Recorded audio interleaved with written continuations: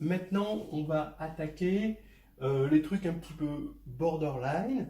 Je répète, hein, on ne va pas faire la correction du problème. On va essayer, dans la mesure du possible, d'avoir un peu les mêmes notations, mais pas toujours. Par exemple, les suites arithmético-géométriques dans CN, c'est quand même un peu un classique. Hein, voilà. Donc on va avoir une suite de Cn qui va être donnée par xn plus 1 égale axn plus g, où A c'est une matrice carrée hein, de C, et G c'est un vecteur hein, de Cn. Voilà. Et on va supposer d'abord que 1 n'est pas dans le spectre de A. Donc, ce qui veut dire que A moins identité va être inversible, puisque 0 ne sera pas dans son spectre.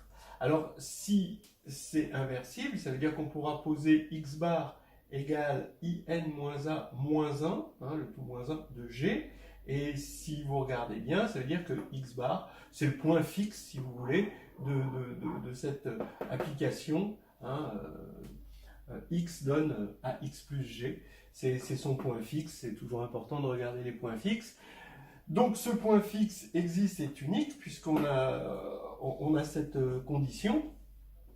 Maintenant on regarde, je recopie ici la relation de récurrence, je soustrais pour éliminer g, et maintenant il est naturel de poser cette suite yn, ce changement de suite, quoi, hein, yn égale xn moins x bar, où x bar c'est cette invariant, et quand on soustrait, hein, comme ça, vous voyez que ça fait disparaître les g, et ça va nous donner que yn plus 1 égale a yn. D'accord, on met a en facteur là. Voilà. Et donc, ça veut dire que yn, bah, c'est a puissance n y0, puisqu'on est tombé sur une suite géométrique, et donc que xn, c'est a puissance n y0, donc voilà, alors c'est x0 moins x bar, et maintenant plus x bar, parce qu'il faut que je passe le x bar de l'autre côté. Donc voilà ce que ça donnait pour la suite en fonction de n. Maintenant, on avait un cas un peu plus précis. Si le spectre de A est dans le disque ouvert unité, alors si A est diagonalisable, alors c'est facile de montrer que A puissance n qui va être égal à quelque chose qui va être sous la forme P d puissance n P moins 1, avec P une matrice de passage, hein, ce A puissance n, et D c'est la matrice diagonale avec toutes les valeurs propres, donc qui sont strictement inférieures à 1, que ça va tendre vers 0. Si A n'est pas diagonalisable, on s'en sort encore avec Dunford, hein, modulo un développement binomial. Donc on écrit A de la forme D plus N, mais cette fois-ci D n'est pas diagonale, hein, D est diagonalisable, et N nilpotent. On le met à la puissance petit n. Bon, alors je me rends compte qu'ici, j'ai mis le même petit n ici et le même petit n pour la suite. C'est pas très joli, mais bon, vous aurez compris. Maintenant, vous regardez cette suite D plus N puissance petit n, ben ça va quand même tendre vers 0, parce que les coefficients binomiaux, ils vont avoir tendance à faire monter vers l'infini, mais les puissances des valeurs propres lambda puissance n, ça va être vers 0, mais il se trouve que la puissance, elle l'emporte sur le polynôme. Donc, vous allez avoir quand même quelque chose qui va tendre vers 0. On a mieux, on a que A, dans le cadre du problème, était symétrique réel, donc on sait des choses quand même, hein, symétrique réel, c'est-à-dire que dans ce cas-là, comme c'est symétrique, ben on sait que la norme subordonnée à la norme 2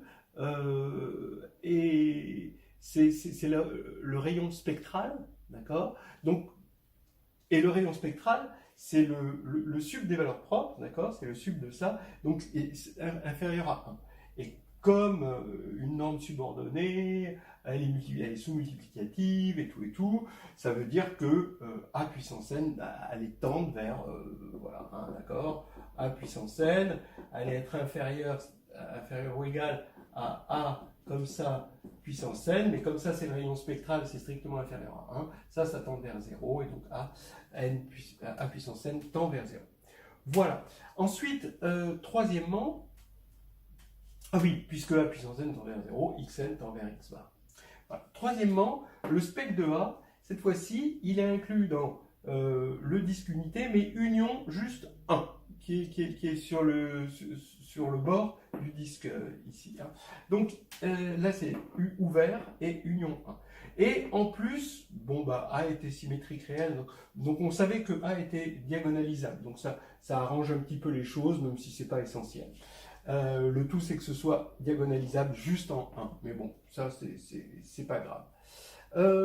Entre parenthèses, dans les carnets de voyage en algébrie, hein, vous avez ça. Alors là, vous avez pas la suite arithmético-géométrique, mais toute cette partie-là est assez bien, assez détaillée. Alors, donc ça veut dire que on a ici l'espace propre pour le sous-espace propre pour la valeur propre 1. Ça, c'est la somme directe des sous-espaces propres pour les valeurs propres strictement inférieures à 1. Comme c'est diagonalisable, on a une somme directe ici. Et on a les projecteurs spectraux, hein, pi1 là-dessus, et pi strictement inférieur à 1 là-dessus, et parallèlement à l'autre, évidemment. Et ces projecteurs spectraux, on sait qu'ils commutent avec la matrice A, parce que c'est les projecteurs de A. Donc ici, on a pi1 de xn plus 1, c'est pi1 de axn plus g, bien sûr, à cause de la formule là. Maintenant, comme pi1 est linéaire, ben voilà, pi1 de g, on avait supposé maintenant g dans cette partie-là, qui était un hyperplan hein, dans le problème, mais bon voilà, dans cette partie-là, donc quand on va faire pi1, ça va faire 0, donc ça s'élimine, et pi1, je le fais commuter avec A, donc j'ai que pi1 de xn plus 1, c'est A pi1 de xn. Mais comme pi1, c'est la projection sur le sous-espace propre pour la valeur propre 1, ben ça c'est l'identité, il agit comme l'identité là-dessus, donc ça fait juste pi1 de xn. Ce qui veut dire que pi1 de xn, c'est la suite constante.